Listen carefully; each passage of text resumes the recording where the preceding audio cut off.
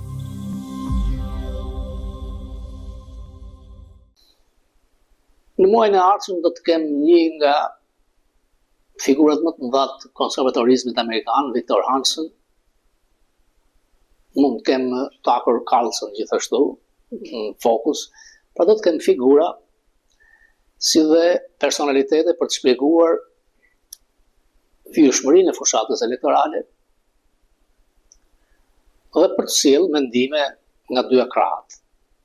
Në një takim të organizuar në Washington, ambasadori Bolton ka shpjeguar gjatë si do të ishte një administratë e dytë. Do të jap disa pjesë pikërisht për të sjellë një mendim profesional, elekuent, konservator, të dikujt që këtë ekran e ka respektuar, duke qenë mbi 25-26 herë ekskluziv për ne, duke gjetur kohë, pra edhe për ne dhe ne falenderoj. Plan this out, take him away. Yeah, we might not even know about it. He'd be off at this point. There's no doubt about it.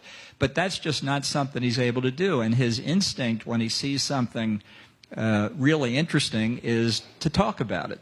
So I happen not to be present at this particular incident, but Charlie Kupperman, my deputy then, was in the morning intelligence briefing in the Oval Office, and the intelligence community brought an overhead picture of a failed missile launch in Iran.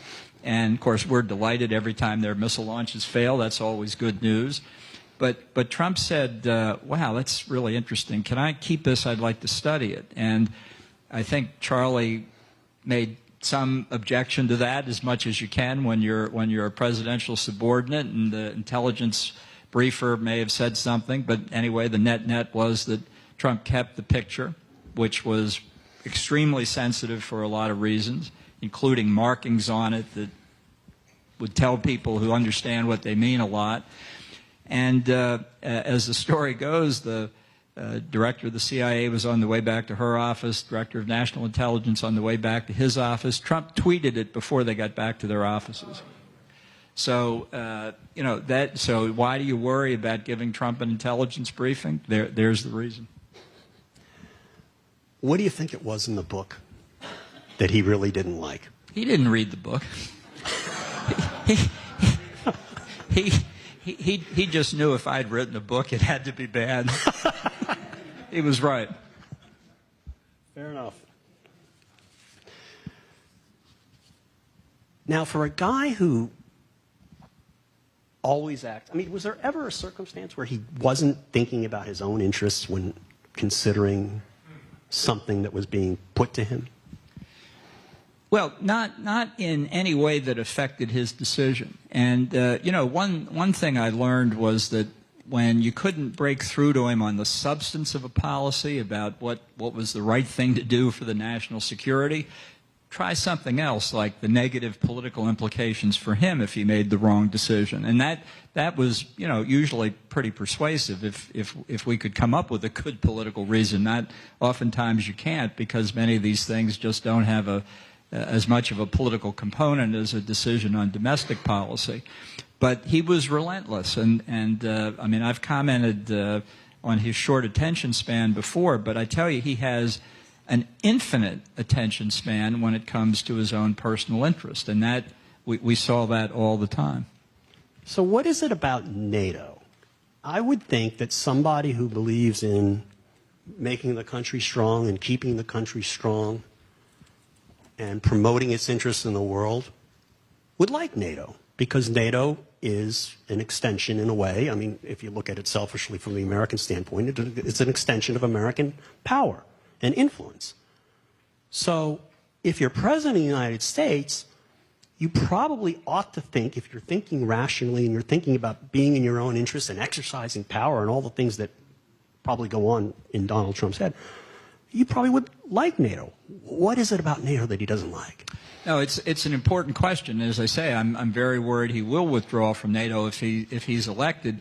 I think in part it's because he doesn't understand the point you made about what an alliance is and how collective defense strengthens America. It strengthens our allies as well. He looks at it as, and it's not just NATO, it's the alliance with Japan, with South Korea, with others, that we've agreed to defend them. And they don't pay for it. And he doesn't understand that, because in his transactional mind, he wouldn't mind defending them if they paid for it, I think, but he thinks they're freeloading. And he acts as though what we're doing is charity, and he thinks that there are better uses for the money. So the whole nature of an alliance escapes him. When in fact, we're not doing it out of charity. We're not in NATO because we're nice people. I mean, we are nice people, but we're in NATO because it's in our self-interest to be in NATO. There's nothing wrong with that. And there's nothing wrong with wanting to extend American power. But all he knows is the European, all NATO members agreed to spend 2% of their GDP on defense, agreed to it in 2014, got to be his administration. Many of them were still behind. And he used that as a club to beat NATO. Now, people have said, trying to explain this, well, he's just bargaining. It's his way of doing it to get people to spend 2%. I and thousands of other American diplomats over the years have urged the Europeans to spend more on defense, not entirely successfully. But we did it to strengthen NATO because we felt, number one, greater defense spending was in our mutual interest, and the more skin they had in the game, the more important the alliance would be. Trump uses it as a wedge to weaken NATO, to get out of it. And he's got other arguments, too. The Europeans screw us on trade negotiations. That's not fair. Here we are defending them. They don't spend enough on defense. They discriminate against us on trade. It's just, it's all unacceptable. All this has been, explained to him several times, but it's never sunk in. Even to the point where he talks about they don't pay their dues to NATO. Now, there is a common NATO defense budget, but it's not what they pay to NATO, it's what they spend on defense that's the issue, and he doesn't understand that either. You said